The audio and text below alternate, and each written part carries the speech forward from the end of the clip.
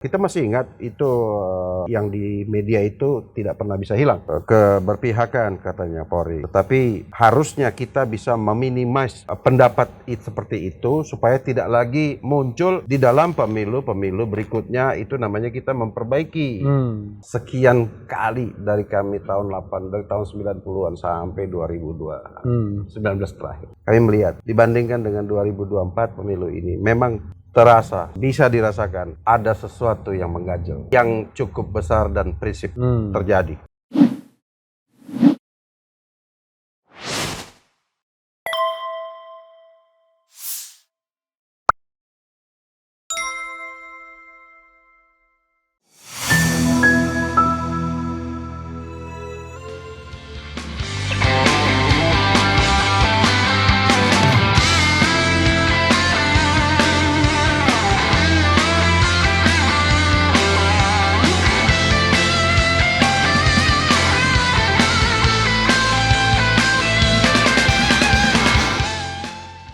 Ini pertanyaan langsung saja Pak Jenderal. Kok tertarik gabung sama Anies? Ini mohon maaf nih. Iya. Kalau polisi-polisi itu, wah ini riskan ini kalau gabung dengan Anies. Kecuali kalau yang sudah kabel rusak. Iya. Nah, kabel rusak itu sudah lama pensiun ya kan? Iya. Kalau ini masih remaja pensiunnya, tiba-tiba bergabung sama Anies, kata orang Palembang itu nyari bala. Nyari bala. Silakan Jenderal. Begini Bang Repli, Iya. kan itu hidup itu adalah pilihan. Oke.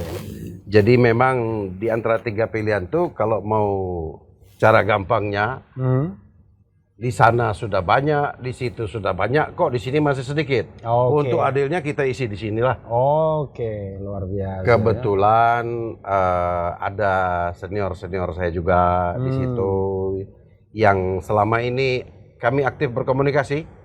Jadi pada waktu itu Dinda merapat, sebentar dulu Bang, apa visinya? Begini, kok cocok? Ya udah, gabung. Ya. Dan Jenderal juga kemudian ditunjuk sebagai, boleh ya diomongkan kan? Silakan. Sebagai salah seorang anggota Dewan Pakar di Partai Keadilan Sejahtera. Iya. Ini apa pula itu? Nah itu pula itu. Soalnya bukan apa. Kalau kita bicara mengenai oposisi, itu partai yang paling mantap oposisinya. Itu cuma PKS. Jadi, yang lainnya mualaf, baru mualaf oposisi, ya kan? Kenapa pilih PKS? Dalam pertemuan kemarin terakhir di Pancoran itu, kita kumpul-kumpul, kebetulan dari senior dari PKS datang mengajak kami. Ya kami kembali dulu, harus teliti sebelum bergabung. Cek ini, cek itu, nampaknya komunikasi cukup panjang. Akhirnya ya sudah. Kami ke sana dan kami komunikasi dengan Pak Sekjennya, kemudian Pak ini, akhirnya alhamdulillah bergabung. Oke. Kalau Dewan Pakar kami belum dilantik. Oke. Belum dilantik. Cuman diarahkan ke sana katanya, tetapi kami memang dari awal tuh bukan maksudnya atau niatnya mencari posisi ini dan itu. Yang penting di masa pensiun ini tetap bisa berkarya. Oke. Berkarya, bergabung bersama teman-teman yang lain untuk kemajuan kita semua. Oke, tapi usia 58 tuh masih muda Jenderal. Masih muda. Masih di bawah 60. Baru lewat sedikit, 59 aja belum. Iya. Itu. Yang 70-an masih pengen jadi presiden. 58 dekat. Ya. Itulah. Jadi yang orang kalau lihat nama Jenderal ini, waduh, ini seperti Jenderal Mozambik ini. Napoleon Bonaparte. Wah itu pasti orang tua 1789 itu pasti. Itulah. Revolusi Prancis. Orang tua saya itu profesinya dulu dia TNI Angkatan Laut. Oke. Dia ini sebagai pelaut juga sangat gemar sejarah dan sejarah yang paling jadi favorit. Oh dia Angkatan Laut ya? Angkatan Laut. Saya tahu semuanya Jalas Viva. Jaya Mahe. Justru di laut kita jaya. Dalam sejarah itu dia paling tertarik dengan sejarahnya Revolusi Prancis. Oke. Di situ melahirkan seorang jenderal yang menjadi kaisar terkenal. Oke. Napoleon. Maka kebetulan saya anak pertama laki-laki. Oke. Jadi pada waktu lahir nggak tedeng aling-aling, langsung memberi nama itu. Wih, luar biasa. Kalau waktu itu saya sudah bisa ngomong, tentu saya akan protes. Nolak. Terlalu berat. Karena belum bisa menangkal aja. Iya. Setelah dewasa, nama ini kadang membawa berkah, kadang juga membawa musibah. Oke. Berkahnya di mana, musibahnya di mana? Berkahnya kalau kita berbuat kebaikan, cepat orang tahu. Oh iya. Sebaliknya kalau berbuat keburukan, cepat juga orang tahu. Karena satu-satunya manusia di Indonesia namanya Napoleon Bonaparte. Apalagi kalau di luar negeri kan? Di luar negeri. Saya setiap kali misalnya dulu kerja di Interpol, setiap kali ada rapat di Lyon, itu mendarat di Charles de Gaulle Airport, selalu mendapat problem. Bukan problem sebetulnya. Imigrasi, lihat paspor, langsung pay attention ya. Panggil kawan-kawannya, kumpul. Saya pikir ada masalah, setelah ketok dia bilang welcome home. Selamat datang. Pulang ke rumah. Pulang ke rumah. Ya. Dan untung jenderal juga ya. Untung, alhamdulillah. Alhamdulillah. Kalau cuma koprol mati kita. Napoleon Bonaparte tapi pangkat kopral. Untung jenderal ya. Kita zigzag ya, jenderal ya. Jadi jenderal ini terus terang. Kita kan nggak mungkin lah merupakan sejarah, jas merah. Jangan sekali-sekali meninggalkan sejarah kan. Apalagi sejarah itu bagian dari kehidupan. Kalau sekitar 2-3 tahun yang lalu, jenderal ini terkenal dengan sebuah kasus yang sampai sekarang sampai bebas pun jenderal deny, gitu. Dan yang kedua ada lagi yang ada kotoran manusia yang ditempelkan ke muka orang. Nah, silakan. Saya terus terang saja tidak terlalu ingin eksplisit, tapi jangan tahu arah pertanyaan saya. Bang Repli, jadi memang tidak disangka, tidak diduga. Sesuatu yang sama sekali di luar nalar dan jangkauan, bahkan diperkirakan sekalipun. Sedang berkarya, bertugas di penghujung masa pengabdian. Waktu itu Kadif Fubinter ya? Kadif Fubinter. Kepala Divisi Hubungan Internasional Polri. Pasti bahasa Inggris bagus itu. Alhamdulillah. Alhamdulillah. Ya? Jadi pada saat itu tidak disangka, tidak diduga. Di antara kasus-kasus yang menyangkut red notice. Dari ratusan bahkan ribuan red notice yang kami tangani. Cukup lama kami di sana, selama 5 tahun. Di sana itu tidak disangka yang satu itu ternyata unik kasusnya. Dia bukan kasus yang baru saja terjadi. Itu rupanya diawali dari suatu proses yang panjang dari tahun 1999. 1999. Jadi 21 sebelum Masehi, belum? 21 tahun sebelumnya itu. Tapi sebelum Masehi, Masehi aslinya. Banyak cerita di sana, tetapi pendek kata akhirnya kami didakwa dan disangkakan begitu. Ya seperti yang sudah publik lihat semua. Prosesnya, perjalanannya. Tetapi sampai hari ini saya jalani, saya semua ikuti karena saya sadar sebagai perwira Polri, penegak hukum, hukum itu harus saya patuhi terlebih dahulu sebelum diberlakukan kepada masyarakat. Jadi saya ingin menunjukkan kepada semua pihak, kalau ini perintah hukum, saya harus tunduk kepada hukum itu, walaupun saya juga punya hak untuk melakukan perlawanan hukum, pembelaan hukum. Pembelaan hukum saya belum selesai. Oh, masih PK? Saya belum mengajukan PK. Tetapi karena sistem hukum kita mengatakan putusan Mahkamah Agung itu berlaku inkrah, berkekuatan hukum tetap, yang menjatuhkan hukuman tersebut, itu pun karena perintah hukum saya jalani. Berapa waktu itu? 3,5? Totalnya 2 tahun 8 bulan saya berada. Yang dijalani ya? Yang dijalani. 2/3 ya? Dengan potongan remisi dan semuanya, saya jalani semua. Dan sekaligus ini kesempatan yang baik saya sampaikan. Sekalipun saya tidak pernah pulang ke rumah, apalagi ke hotel, seperti kata kebanyakan orang-orang yang menyangka dan menduga. Kita jalani dengan tanggung jawab semua hal itu. Walaupun secara hukum kita masih punya hak untuk mengajukan lagi pembelaan hukum di fase paling terakhir. PK. yaitu PK. Tapi PK rencana akan diajukan. Insya Allah. Insya Allah. Karena bukan soal bebas dan tidak bebas, Ya. tapi nama baik ya. Masalah itu masalah nama baik. Oke. Iya, iya, iya. Jenderal kan punya seorang perwira pertama polisi. Putra. Ada. Apa pangkat? Ibda. Ibda ya. Ibda. Itu perwira pertama ya. Perwira pertama lulusan Akpol. Oke. Ya. Jadi nama Batara ya. Batara. Nama Batara. Tanggapan apa waktu itu? Ya itulah pada saat Saya membayangkan kan Iya. dia menjadikan dedinya sebagai pattern ya kan. Iya, iya, Tapi tiba-tiba ada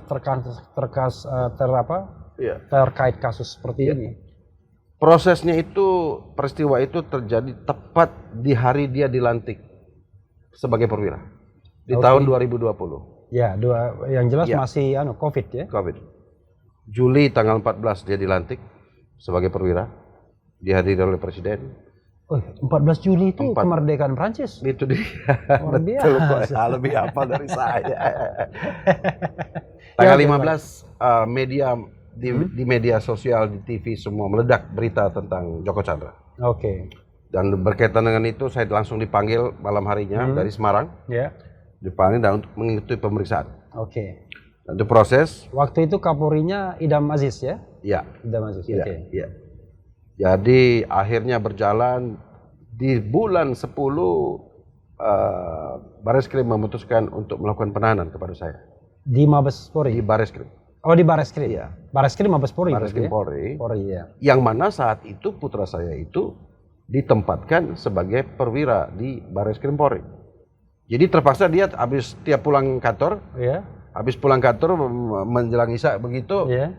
besuk bapaknya. Dan itu pada saat itu bersama dengan Habib Rizik kalau nggak salah, Iya. Sahgandan Nenggolan. Tidak lama berapa kemudian Habib Rizik masuk juga, kemudian ada teman-teman Sahgandan Sahgandan Nenggolan, Nenggolan, Anton Permana, ya. Kemudian satu lagi Jumhur Hidayat. Jumhur Hidayat masuk semua itu. Nah, dan kami ya bersosialisasi biasa. Oke. Dan dari situ ya mulai akrab ya. Ya kami kenal lebih dekat satu sama lain. Oke. Dan di dalam rutan Bareskrim itu tiba-tiba ada meledak kasus lain.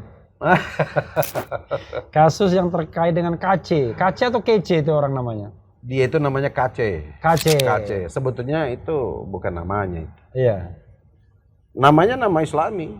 Muhammad. Sebetulnya nama aslinya itu seingat saya Muhammad KC bin Sunet. Bapaknya Oke. Sunet. Oke. Itu dia KC tiba-tiba masuk ke sana. Akhirnya membuat masalah baru. Tapi itu pun karena memang terjadi, kita siap dan akhirnya menerima segala tanggung jawab dari perbuatan itu. Ada tambahan hukuman ya? Dalam Ada kasus tambahan. KC itu berapa? Ada 2, kami divonis hakim tambahan 5,5 bulan. 5,5 bulan. Jadi 2,8 tahun itu sudah tambahan KC itu ya? Sudah. Sudah.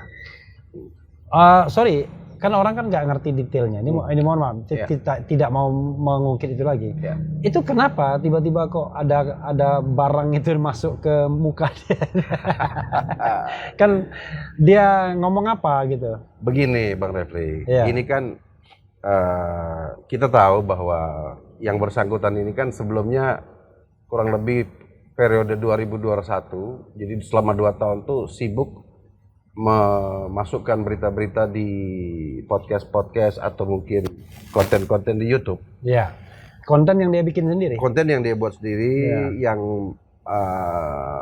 membuat umat Muslim marah Ya, karena yang menghina akidah Islam, ya. Menghina Rasulullah, menghina Al-Quran Ya. dengan segala macam celotehannya. Nah ini cukup lama, kami hitung lebih dari 400 konten itu di luar YouTube biasa. itu ya, selalu di YouTube. Oke. Kami kan di dalam itu kan ada TV yang selalu bisa mendengar berita, lihat berita, itu menjadi buah bibir juga di dalam, bukan hanya di masyarakat di luar. Oke, jadi begitu dia masuk ngetop sudah ya. Tiba-tiba satu hari kita kaget, loh Rupanya dia ditangkap di Bali. I see. Oh, paling ditahan di sana atau diproses di sana, TKP. Di Bali TKP ya. Tahu-tahu lihat berita lagi dikirim ke Jakarta. Oh, jangan-jangan masuk sini. Betul. Kurang lebih jam setengah 10 malam dia lewat. Ya.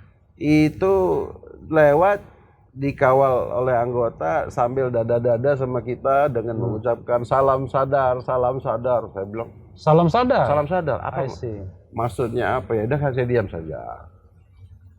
Setelah proses mungkin dibersihkan apa dimasukkan dalam ruangannya, hanya nggak sampai 1,5 jam, itu yang toko-toko yang ada di rutan itu datangin ke ruangan saya. Oke. Pak, katanya, ini gawat. Kenapa gawat? Saya bilang, itu ruangannya diserbu sama tahanan-tahanan lain. Oke.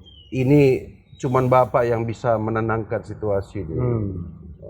Mereka sungkan sama Bapak ini. Kalau enggak ini sudah lempar-lempar botol, lempar-lempar apa gitu. Ya udah, seksi itu. Ayo minggir.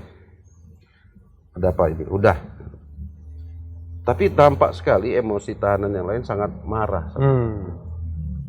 Saya bilang, oh ini harus diselesaikan. Ini kalau tidak, kalau dibiarkan ini sampai pagi bisa gawat ini. Saya bilang udah, dan tengah malam ya. Pada sebagian besar daripada istirahat tidur, coba kita ngomong dengan dia. Ya, membuat saluran keluar emosinya mereka itu. Tunggu, istirahat dulu, tenang, saya intip sampai dengan habis tengah malam. Coba kita bicara.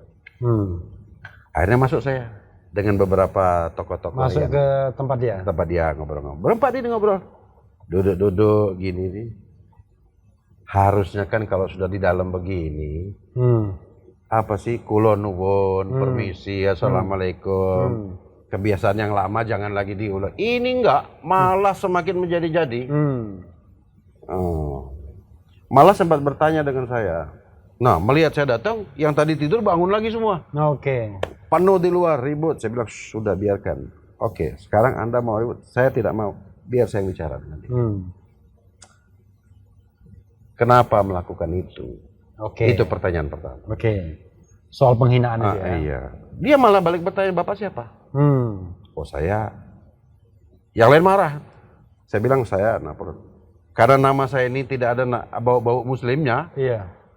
Bapak, apa namanya, hamba Allah. Saya tahu maksud arahnya itu kan, apakah Nasrani. Saya bilang, mohon maaf, bukan.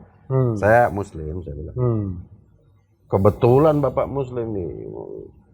Mulai dia mengatakan hal-hal yang sekali lagi persis seperti apa yang diucapkannya di luar. Ini pelan-pelan naik nih. Naik semata. Nah ini, yang di luar ribut. Berkali-kali saya ingatkan jangan ribut lah, saya biar lagi bicara, kasih kesempatan. Nah, satu titik dia bicara satu hal, kata-kata yang saya pun tidak tega untuk mengulanginya. Setiap orang ada batasnya. Apalagi ini masalah akidah. Bagi saya percuma. Kemarin tuh sempat ingat saya ngomong apa dia tuh ya, dari pemberitaan kan ada waktu proses itu kan saya ikutin tuh. Dari pengacara, tapi lupa saya. Iya, banyak sekali yang mengarah kepada yang terakhir itu penistaan kepada Rasulullah yang saya tidak bisa terima itu. Jadi dia mengatakan hal-hal yang saya pun merasa saksa, saya pun tak sanggup mengucapkan gitu. Tapi kalimat yang betul-betul menistakan Rasulullah, tidak tahan saya, mohon diampuni saya melakukan itu. Secara refleks. Secara refleks.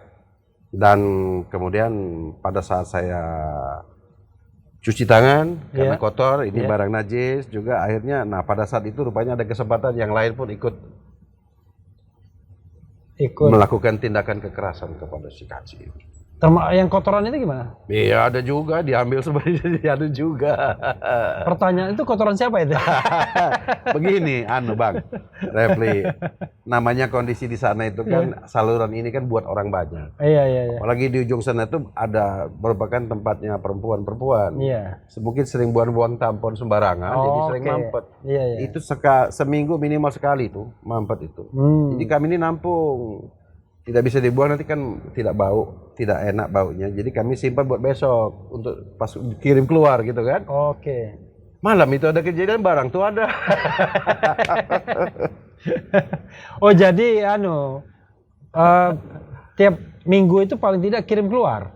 Paginya. Oh paginya. Paginya. Kalau misalnya sampah pagi, siang dan sore, kalau kita taruh di luar kan kemana-mana, Iya. kita simpan kita masing-masing. Oke. Besok pagi jam 8 itu semua sampah akan dibuang keluar. Oke. Ya, kita Termasuk titip. barang itu? Iya, kita titip. Gimana caranya Kan nyimpen barang itu? Oh, dia di tempatnya kan ada, ditutup aja. Oh ditutup. Berarti prosesinya langsung di tempat itu? Ya. Hah? Kebetulan bukan di kloset?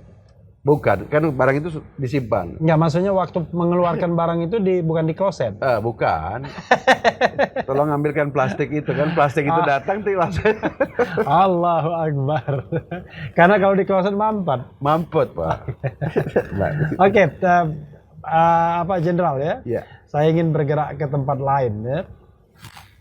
Setelah pensiun 1 Desember ini apa rencana 1 Jenderal Desember. 2023 ya?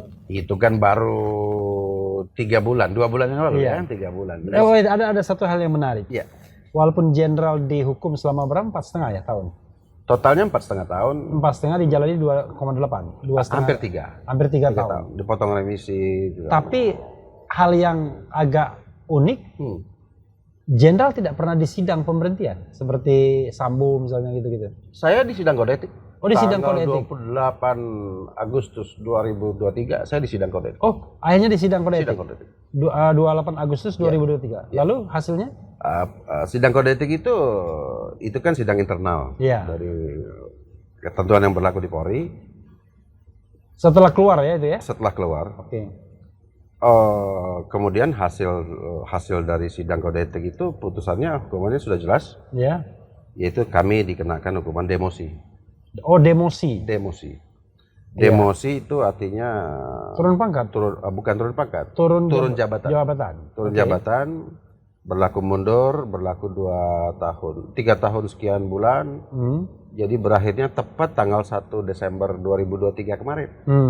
Artinya ya itulah putusannya. Oke, jadi demosinya itu jabatan terakhir yang tadinya Kadif Ubinter yang bintang 2 itu diturunkan menjadi analis kebijakan utama Itwasum Polri. Itu apa? Turun. Itu bintang 1 atau bintang 2. Kalau pangkat tetap jabatan yang grading jabatan itu memang untuk bintang 2. Iya. Tetapi beda sama Kadif. Beda sama. Kalau Kadif Ubinter itu kan pejabat utama Mabes Polri. Oke. Pembantu utama Kapolri. Tapi nggak ada pengaruhnya lagi, orang tinggal berapa bulan lagi mau pensiun. Iya. Oke. Apapun itulah yang terjadi. Oke. Ke depan mau kenapa? Ya saya lihat sudah mulai terjun politik atau apa. Saya sekarang lagi menikmati masa pensiun. Oke. Waktu yang sekian puluh tahun terbuang keluarga, saya sekarang asik ngangon anak. Anak berapa? Putra berapa? 4. 2 putra, 2 putri. Wah, kurang aja. Hebat. Hebat. Ini kerja saya mempersiapkan sarapan paginya. Ngelihat dia sarapan pagi gitu ya. Terus nganter dia. Oh, itu yang tertua berapa tahun? Yang perwira itu nomor 2. Itu nomor 2. Nomor 1? Nomor 1-nya perempuan. Ada di rumah. Di rumah. Nomor 2? Nomor 2 yang polisi itu. Di rumah juga. Di rumah juga. Nomor 3? Nomor 3 di imigrasi. Di rumah juga. Di rumah juga. Nomor 4? Nomor 4 masih kuliah. Yang paling kecil berapa tahun usia? 2005. 18. 18. Ya. Oke, masih ada 18 tahun. Luar biasa, Jenderal. Saya aja nggak ada lagi. Anak terkecil saya 24 tahun ya. Terbesar 25 tahun. Terlambat dulu dapatnya, Bang. Oke. Iya. Jadi itu yang dinikmati sekarang ya? Menikmati itu, nganter mereka. Kalau mereka ada kebutuhan mau saya antar, rata-rata menolak. Dari 4 itu yang mandiri udah 3 berarti ya? 3 mandiri. Oke, alhamdulillah ya. Alhamdulillah. Oke, tapi kan walaupun Jenderal bilang mau menikmati masa pensiun, tapi kan tetap aja ikut perhelatan Pilpres ini. Ini kesempatan pertama, bayangkan Bang Refli. Iya, pemilih pemula. Iya. sekali dalam seumur hidup. Kemarin itu ikut pemilu. Iya, pemilu pemula, nyoblos. Saya baru pengalaman begini rasanya nyoblos. Saya tahu pasti nyoblos nomor 4 kan? Jadi memang betul terkait tadi pertanyaan yang tadi di awal. Kita ini biasa sibuk, biasa kerja. Oke. Jadi walaupun tadi bilangnya mau menikmati pensiun sehari 2 hari, oke. Setelah berikutnya kata orang Jerman, Arbeiten ist Leben katanya. Jadi kerja itu adalah hidup. Makanya memang cari aktivitas. Kebetulan senior-senior ngajak begitu bergabung, tukar pikiran, ini segala macam ya kita memberikan kontribusi termasuk kemarin di JIS itu di JIS itu ya. Di JIS itu apa?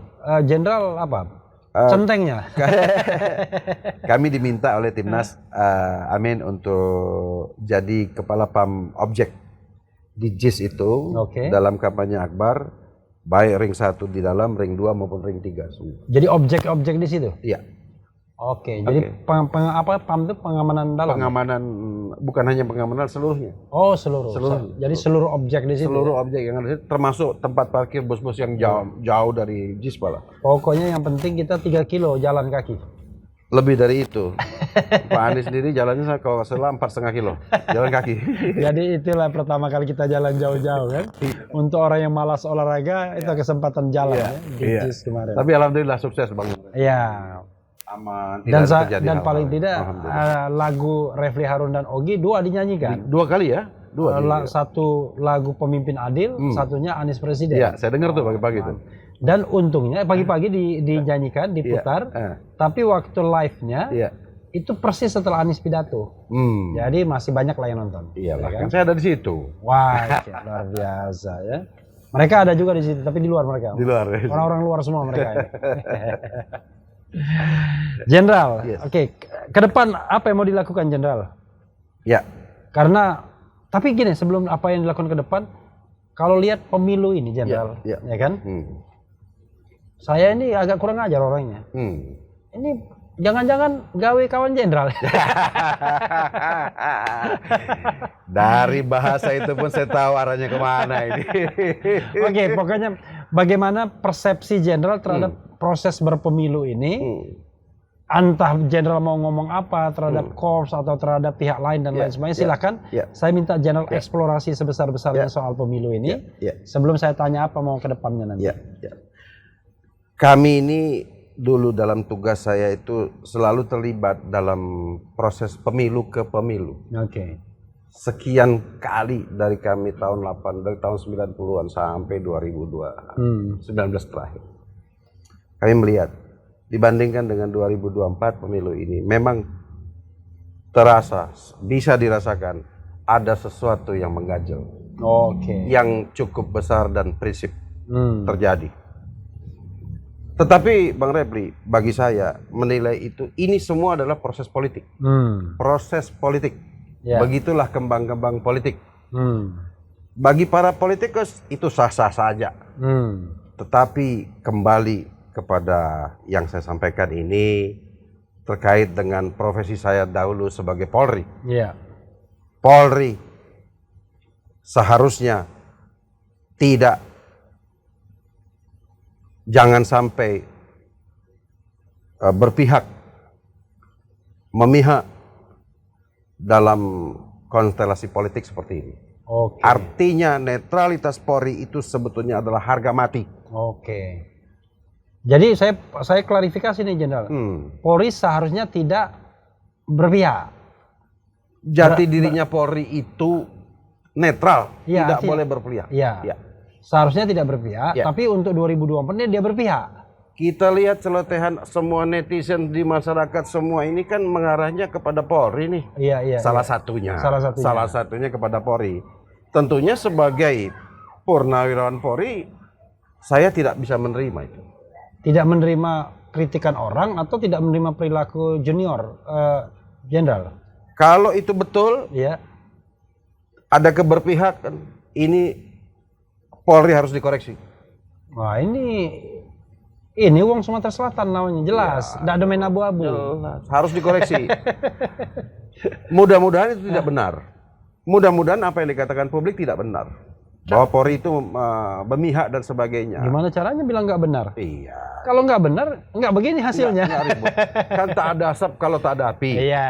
Asapnya ini bukan asap kecil lagi. Ini Iya. udah membumbung besar kemana-mana. Oke. Terdengar bahkan saya sampai bertanya itu kepada putra saya. Saya bilang, kalian itu betul ada perintah untuk begini dan begitu.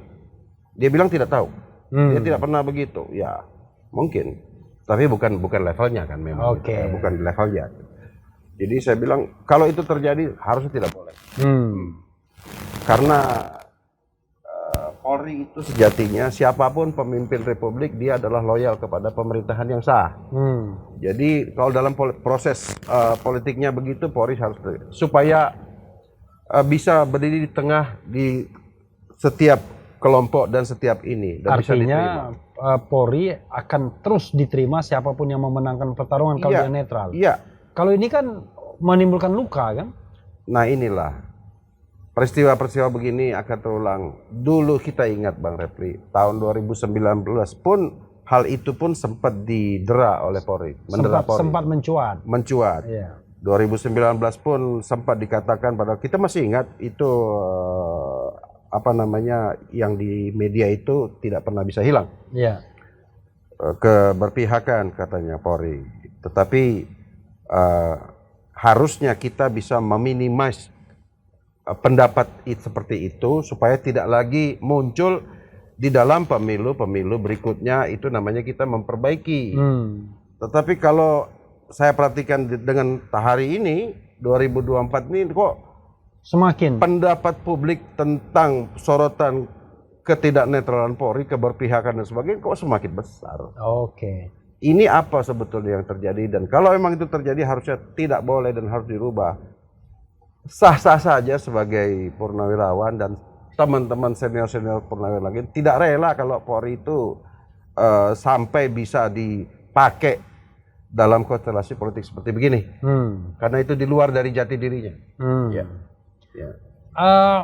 Tapi begini Jenderal ya, kita kan saya kan biasa juga mengkritik ya. Kalau kita lihat terutama di masa pemerintahan Presiden Jokowi yang hampir 10 tahun ini, kan terkesan memang untuk jabatan-jabatan tertentu di Polri, apalagi kalau kita bicara yang bintang 4-nya kan, itu kan terlihat betul aroma politisasinya untuk mencapai ke situ. Jadi tidak cukup dengan prinsip meritokrasi, tapi sepertinya politisasi jauh lebih tercium dibandingkan meritokrasi, profesionalisme. Memang begini Bang Repli, sistem di kepolisian kita kan agak sedikit unik dibanding dengan sistem kepolisian di negara-negara tetangga, negara-negara maju, Eropa, Amerika dan sebagainya. Bahwa di Indonesia ini Polri itu kan langsung di bawah presiden. Ya. Terutama dalam hal pengangkatan seorang Kapolri itu adalah kewenangan presiden. Prosesnya tetap lewat DPR, tetapi putusan terakhir karena dianggap Kapolri atau Polri adalah pembantu presiden, bagian dari eksekutif. Tetapi ambigunya Polri juga di satu sisi juga berperan di kaki lain, yaitu dalam penegakan hukum. Oke. Kalau sebagai eksekutif penjaga Kamtipmas, sah-sah saja. Sah-sah saja. Tetapi Polri sebagai penegakan hukum ini kan berada di kaki sebelah juga dengan kekuasaan yudikatif. Polri merupakan bagian dari criminal justice system. Proses-proses penegakan hukum dari penyidikan, penuntutan, peradilan dan sebagainya. Dan di sinilah dua sisi yang dimiliki Polri. Sehingga ini sangat rawan untuk diintervensi atau jadi, dimanfaatkan. Tugas Polri sebagai penegak hukum harusnya ini dipisah, murni lepas dari segala macam intervensi. Jangan sampai penegakan hukum ini kemudian mendapatkan pesan-pesan sponsor untuk melakukan ini dan itu atas dasar rentang kendali di bawah eksekutif. kita balik ya fungsi Polri kan sebagai pelindung dan pengayom masyarakat. Ya. Kedua Kamtibmas, keamanan dan ketertiban masyarakat. Dan ketiga sebagai penegak hukum. Sebagai penegak hukum. Dan dalam kondisi di Indonesia semua tiga fungsi ini di satu tangan. Ada di tangan Polri. Di tangan Polri dan pucuknya satu orang. Satu orang. Dan sistem komando. Dan ini diangkat oleh Presiden. Jadi sistem komando. Ya. Jadi menurut Jenderal harusnya dipisah tiga fungsi itu. Ya, kita melihat Polri itu kan mempunyai 5 fungsi operasional. Oke. Dari Sabara, intelijen, reserse, kemudian Sabara dan Binmas. Iya. Ini dalam rangka pelayanan pengayoman perlindungan ke masyarakat. Ini merupakan tugas-tugas eksekutif.